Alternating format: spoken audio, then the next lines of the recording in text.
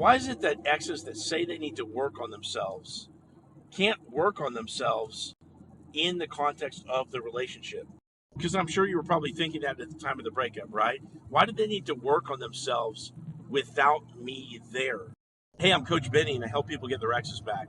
And for 5 years, I was a dating coach before I did this, and I had to pay attention to what things created attraction in other people. Now, when your ex insists that they need to work on themselves by themselves, and we need to grow together separately, and all these kind of things, you could probably see on their face that they are 100% genuine when they say that. They might even be sad and broken up by the thing because they think that they have to break up with you and that there's no other way.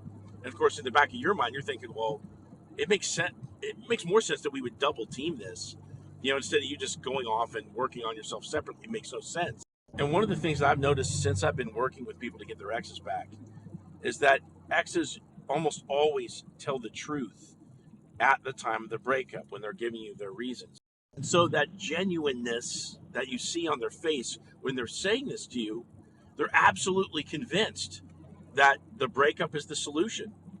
And what they're missing, and this is kind of the point of the video, and this maybe will turn a light bulb on for you, is that usually the kind of people that say this are the ones that were emotionally neglected in childhood, which leads into poor communication skills where they don't know how to set boundaries. And so they spread themselves too thin in their relationships, and they tend to get overwhelmed by life. And then, of course, big stressful events that happen in life that ultimately derail their relationship.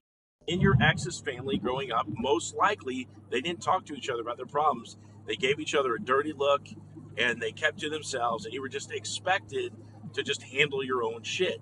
And so they might do this to you in the relationship with this expectation of having zero conflict, just like they did growing up. So because people that were neglected in childhood lack the communication skills, this is something that is not present in their awareness. It's not part of their first person experience of the world. Yes, can they talk to you? Yes.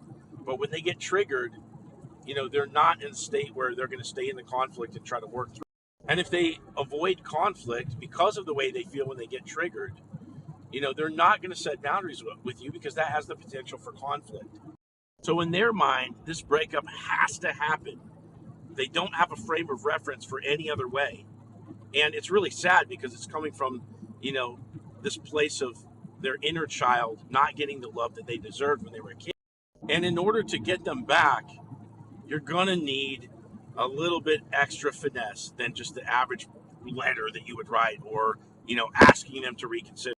So if you want my help getting your ex back, click into my profile, click this link, set up a call with me, and tell me your story, and I'll tell you exactly how to reattract your ex.